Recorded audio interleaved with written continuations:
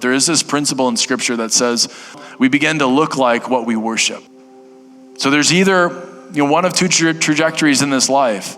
Either we're giving ourselves in worship to the Lord and his plan of transformation and discipleship and in maturity in our lives is that we begin to look like him because we're worshiping him. Our eyes are fixed on him.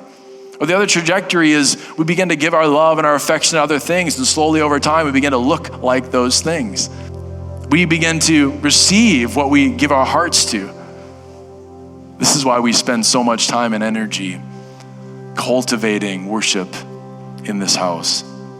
It's because worship for us is not just about songs that we sing to kick off a service. Worship is the alignment of our hearts, our souls, our mind, our strength in love and adoration of Jesus. And it takes intentionality and it takes time.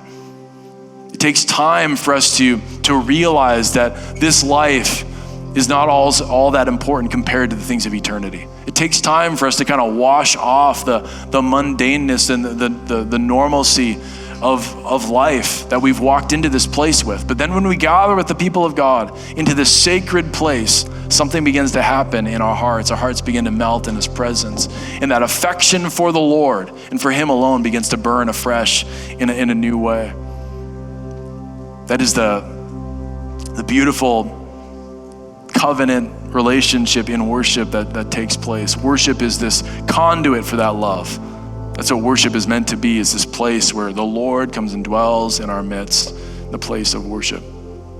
I love something that Eugene Peterson said. He said, we want to get people bored with themselves so that they start looking at Jesus.